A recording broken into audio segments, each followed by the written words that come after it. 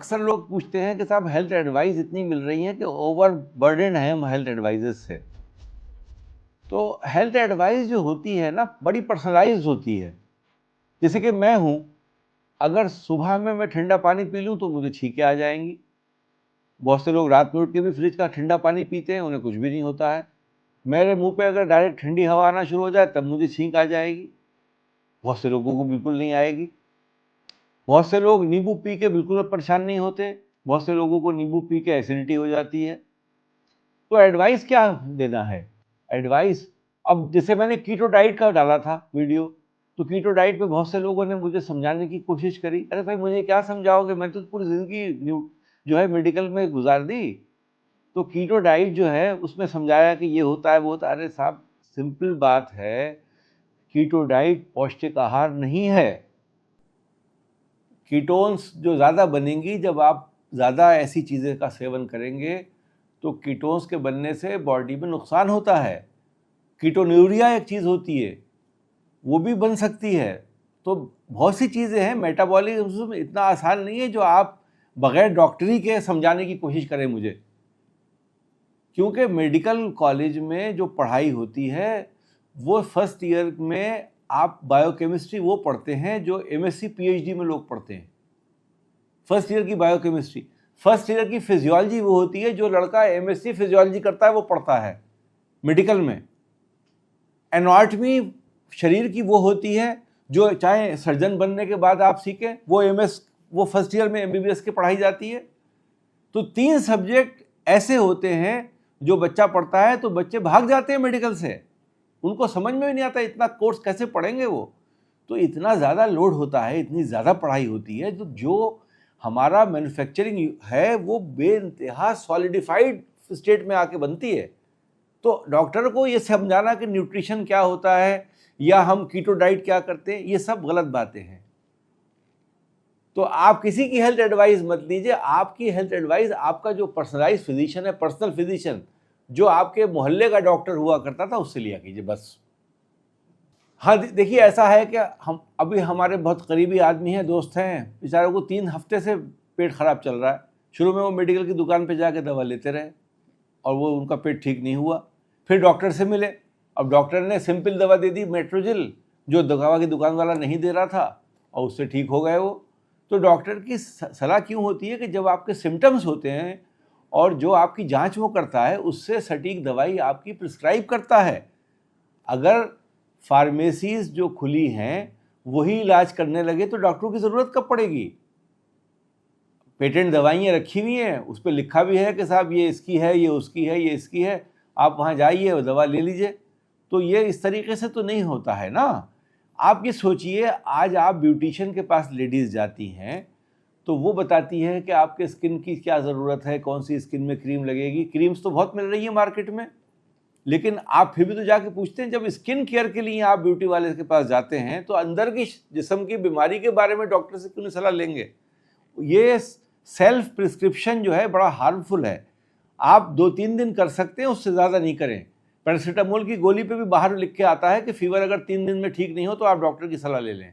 देखिए, multi vitamin की बात जहाँ तक करेंगे, ये भी एक बहुत बड़ा फार्मास्यूटिकल गिमिक है और बड़े महंगे इसमें आ रहे हैं। इसमें बहुत से एंजाइम्स भी आने लगे हैं आजकल, वो भी बड़ी मार्केटिंग उनकी हो रही है। एक एंजाइम की गोली 100 सवा सौ रुपए की आती है और बेचारे लोग, मजबूर लोग जो डॉक्टर के पास जाते हैं, जैसे मान लीजिए कोई ऐसा है जिसको बच्चा नहीं हो रहा है, उसको गायनेकोलॉजिस्ट भी लिख के दे देते हैं कि ये खाते रहिए। अब वो क्यों खिला रहे हैं इसका अल्लाह ही जानता है, क्योंकि किताब में नहीं लिखा कि बच्चा पैदा, वो एंजाइम दोगे तो बच्चा पैदा हो जाएगा। कहीं कोई ऐसा सिस्टम नहीं है कि ओवम से स्पर्म का मिलना किसी और स्ट्रक्चर पर डिपेंड कर रहा हो। ओवम रिलीज होता है, स्पर्म सही वक्त पे मिल जाए और रास्ते खुला हुआ हो और फैलोपियन ट्यूब्स में कोई प्रॉब्लम नहीं हो तो बच्चा हो जाएगा। लेकिन इस बीमारी में, यानी बीमारी भी नहीं है, ये तो फिजियोलॉजिकल एक इशू है, जो बच्चा नहीं हो रहा है, उनको इतना पैसा खर्च हो जाता है लोगों का कि बर्बाद हो जाते हैं लोग। मैंने देखा है फैमिलीज़ में, बहुत से लोग आते हैं मेरे पास इस किस्म के भी करने के लिए कि साहब इम्यूनोथेरेपी में कुछ होता है। अरे भाई, इम्यूनोथेरेपी में कुछ नहीं होता है। अगर एंटी स्पर्म एंटीबॉडी बनी हुई है लेडी में तो हम दवाई से हम सेल बेस्ड थेरेपी से उसकी एंटी स्पर्म एंटीबॉडी का लोड कम कर सकते हैं। वो पॉसिबल है, वो थ्योरेटिकली पॉसिबल है। मैं फील्ड में नहीं हूँ, उस फील्ड में काम नहीं करता, लेकिन थ्योरेटिकली वो बात पॉसिबल है, उसके अलावा कोई चीज़ पॉसिबल नहीं है। बात यहाँ से शुरू हुई थी कि हम जो मल्टीवाइटामिन्स हैं वो खाएं नहीं खाएं। मल्टीवाइटामिन्स में एक अच्छी बात क्या होती है कि शरीर से बाहर निकल जाते हैं, अगर ज़रूरत नहीं है तो रुकते नहीं है जिस्म के अंदर, तो उसकी ओवरडोजिंग भी ओवरडोजिंग होती नहीं है। अच्छा सवाल है, लोगों ने पूछा है हम मीठा क्यों खाते हैं। मीठा खुशी देता है, क्योंकि खुशी क्या होती है, एनर्जी देता है। जब आपने देखा होगा एनर्जी कब चाहिए होती है, जब आप बहुत खुश होते हैं, ठीक है, गमगीन होते हैं तब भी शक्कर खा के, मीठा खा के आपको गम कम हो जाता है, क्योंकि immediate release of glucose body में होता है और वो टंग से शुरू हो जाता है, ज़बान से। जैसे ज़बान पे गया फ़ौरन मेटाबॉलिज्म शुगर का शुरू हुआ और आपके अंदर एकदम तवानाई आ गई, एनर्जी आ गई।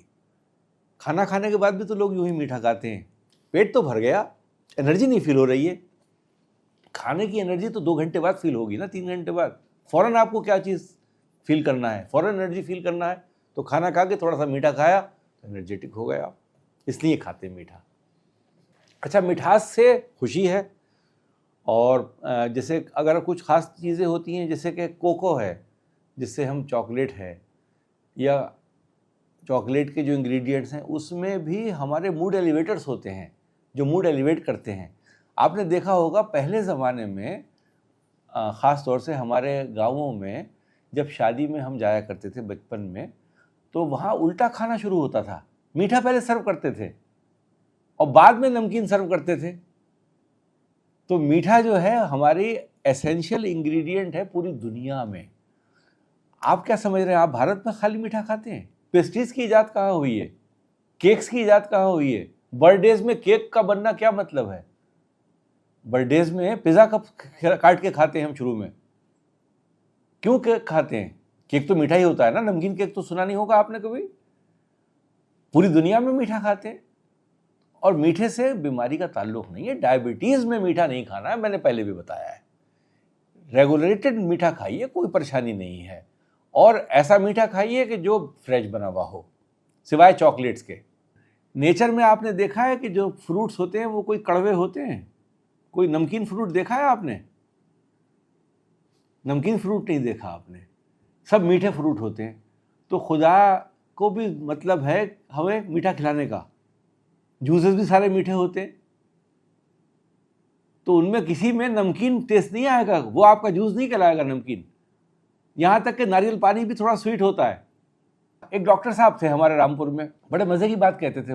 बचपन में मैं जाया करता था उनके पास में दिखाने को, तो मेरी मदर से कहते थे, हर चीज़ हर किसी के लिए अल्लाह ने नहीं बनाई है। इतनी चीज़ हैं, सब कैसे खा लोगे तुम? लिमिटेशन रखो, तुम्हें जो सूट करती है वो खाओ। ये आइडिया बहुत अच्छा है। जैसे मैं कहूँ कि बहुत से लोगों को एलर्जी होती है, सीलिएक डिजीज़ होती है, जिसमें गेहूँ से एलर्जी होती है। अब वो गेहूँ खाएंगे पेट में दर्द होगा, हमेशा पेट में दर्द होगा। बच्चे रोते हैं, पेट में दर्द होता है, ग्रोथ कम हो जाती है। डायग्नोसिस ही नहीं हो पाता गाँवों में कि क्या डिजीज़ है। सीलिएक डिजीज़ इंडिया में भी पाई जाती है, उसमें सिर्फ यह है गेहूँ मत खाइए, चावल खाइए, तो सीलिएक डिजीज़ नहीं हो, ठीक हो जाएगी। उसका कोई तोड़ ही नहीं है, सीलिएक डिजीज़ में कोई दवा नहीं है, क्योंकि एलर्जी आपको गेहूँ से है, ग्लूटेन से है। ग्लूटेन चावल में नहीं होता है, तो सीलिएक डिजीज़ नहीं होती है। अक्सर लोग मुझसे पूछते हैं कि साहब खाने का, रात के खाने का क्या टाइम होना चाहिए? तो रात का खाना जो है और सुबह का ब्रेकफास्ट, इसमें 12 घंटे का गैप होना चाहिए आइडियली। मैक्सिमम गैप जो है वो 12 घंटा है। फास्टिंग 12 घंटा। 8 बजे रात खाना खाइए तो सुबह 8 बजे नाश्ता कीजिए। 7 बजे शाम को खाना खाइए तो सुबह 7 बजे नाश्ता कीजिए। 6 बजे वाला खाना खा रहे हैं आप शाम में, तो सुबह 6 बजे नाश्ता कर लीजिए। ये तरीक़ा से याद रखिए बस। मेरा प्रोग्राम जाने आने का और शहरों में आपसे मुलाकात करने का चल रहा है। मैं 11 अगस्त को गोरखपुर में होऊंगा और 13 अगस्त को लखनऊ में ओपीडी करूंगा। इन नंबरों पे आप संपर्क कर सकते हैं, अपॉइंटमेंट पहले से ले सकते हैं, और उसमें जो हमारे एग्जिस्टिंग पेशेंट्स हैं वो भी मिल सकते हैं, या जो सेकंड ओपिनियन लेना चाहते हैं, जिनका इलाज ऑलरेडी हो रहा है, वो मिलना चाहते हैं, उनको लगता है कि मैं कुछ उनके लिए भला कर सकता हूँ या मैं उनके लिए कोई राय दे सकता हूँ, तो मैं उनके लिए भी राय दे दूँगा। तो हमारे संपर्क इस नंबरों पे कीजिएगा। तो मैं 11 तारीख को गोरखपुर में हूँ और 13 तारीख को मैं लखनऊ में हूँ। 11 को गोरखपुर और 13 को लखनऊ, ये 2 जगह मैं यहाँ पर इस ट्रिप में अपने पूरी करूँगा। लखनऊ का सिलसिला भी ऐसी रहेगा, नंबर्स पे इन पर संपर्क कर लीजिए।